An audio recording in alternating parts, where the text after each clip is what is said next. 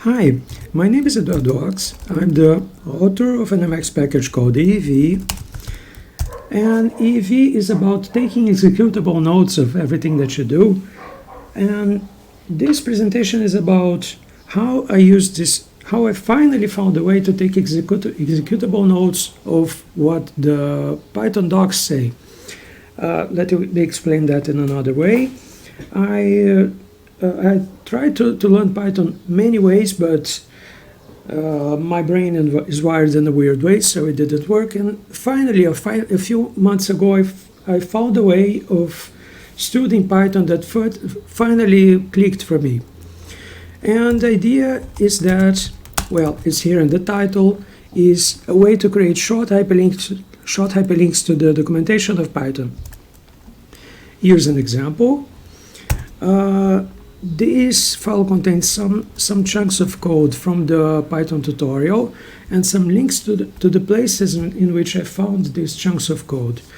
For example, if I run this link here, it opens a certain page of the Python tutorial in my browser. Note that it opens the local copy of the documentation. And if I run this link here, it opens the source in RST of the same page. So the first link opened the HTML and this one opens RST. This is useful because in the beginning I was copying these chunks of code in the obvious way. I would simply visit the documentation in HTML and I would mark a snippet of code here and I would copy it to my notes. And then after a while I realized that it was much easier to simply go to the RST sources and to copy the chunks of code from there. And note that these links look quite similar. There's one difference here, that is this R that is prepended to the name of the function, and the R means open the RST. And if I use the suffix W, it means use the documentation on the web instead of using the local copy. So this one opens a local copy, and this one takes a while and opens the page of the documentation in the site of Python, blah, blah, blah. And this thing here is executable in the usual EEV sense, that we can, if we type F8 several times here, the F8s on the lines that start with red stars create a target buffer here, and in this case it creates a target buffer running Python. And if I type F8 on these other lines are sent to that REPL. But anyway, let me go back. Oops. Most of the things that I'm going to present here are in the tutorial of this package. We can go to the source code here in the EV directory. It's a file called ev-restdoc.el, but the best docs are in the tutorial here. And the tutorial also has some executable chunks of some snippets of Python code that are executable, but they don't have those nice colors, so apologies for that. We need to run this thing here to make everything work. This thing will define some functions with funny names that I will explain later.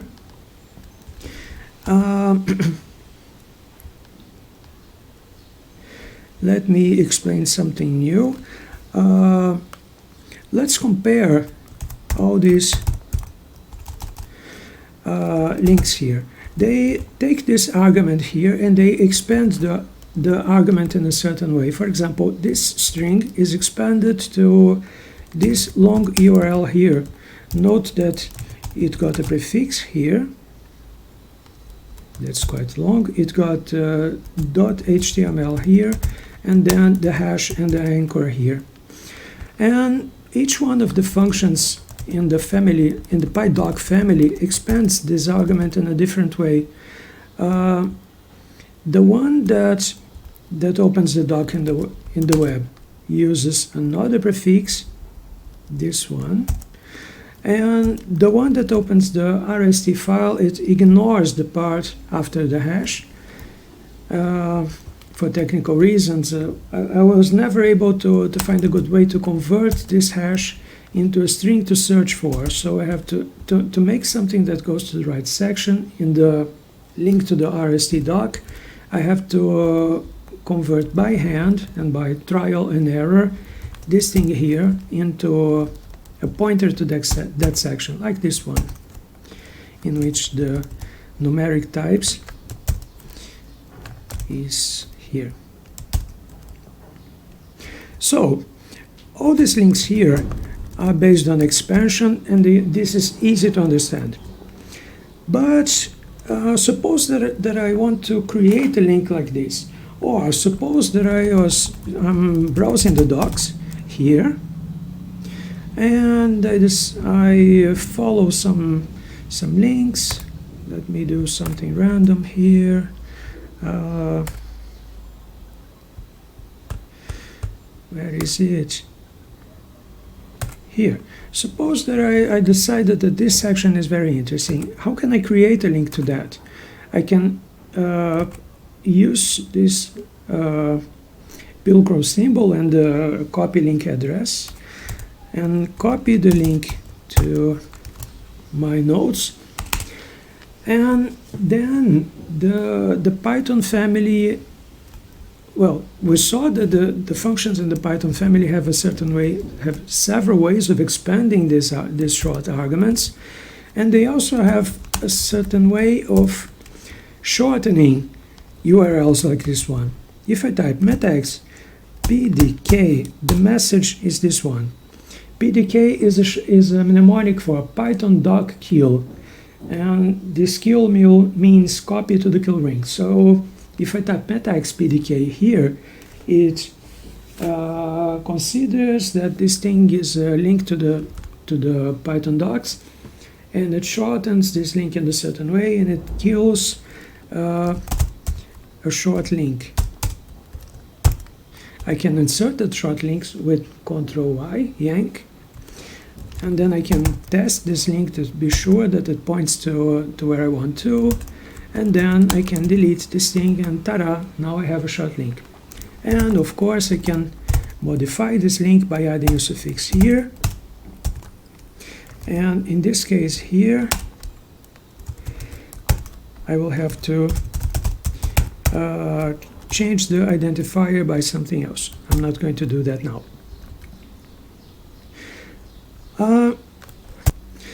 This module of EV comes with three families predefined.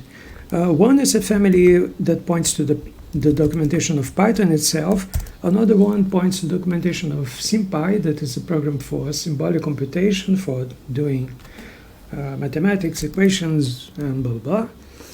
And the other one points to the documentation of matplotlib. How do these families work? Each family has to be defined in two parts. Remember that EV has lots of families like this one. Lots of functions like this one. This one is the most basic, and it is explained here in this section of the main tutorial.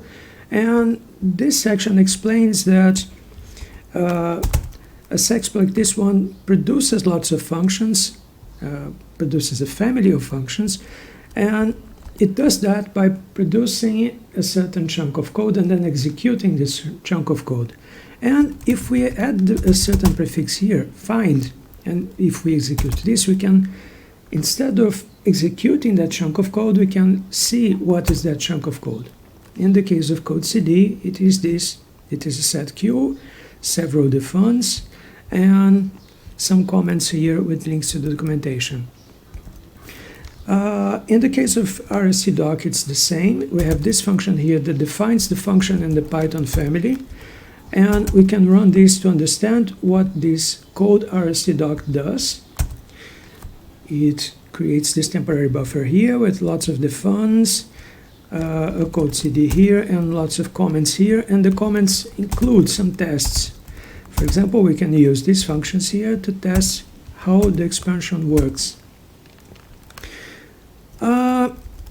And note that in this buffer here, we don't have the paths that this family uses. We don't have, for example, the URL that points to the site of Python, to the directory that contains the reference manual or whatever. All these things are in another part of the definition of that family that is a variable. If we execute this, we go to the source code of EEV-RST-doc and to the part in which this variable is defined. And for each family, we have a variable like this, whose value is a property list with several fields.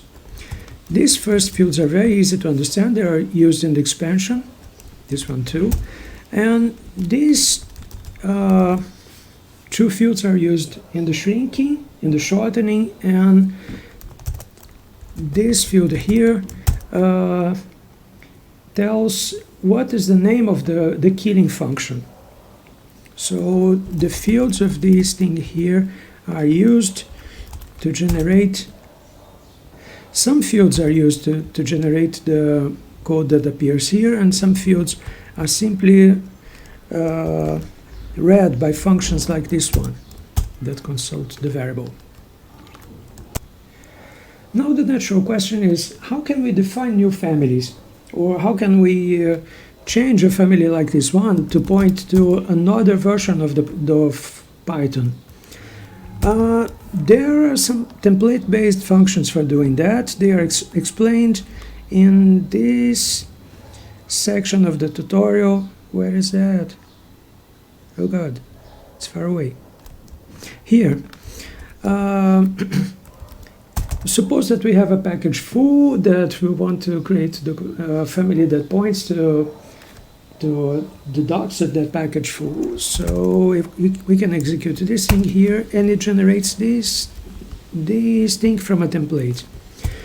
If we just want to modify a current definition, we can run something like this. Note that the family pi already exists, and instead of using placeholders, instead of in some of these URLs, it will use the current values of the fields. So we can also use this to modify existing families. Well, these are the technical details. Now the natural question is, why do I want this? Why would I? This doesn't make any sense to me. Why should I try this? And the best answer is, for most people, this way of using executable nodes do not make any sense at all at first sight. So what I'm trying to do is, I'm trying to write these tutorials with many examples that are very easy to run and that examine data structures and functions and test things and so on. So my main argument for convincing people is to test this is, this is trivial to test. Simply install AEV and run this thing here and run the examples, and probably where you're going to find that this tutorial is fun to follow. So that's it.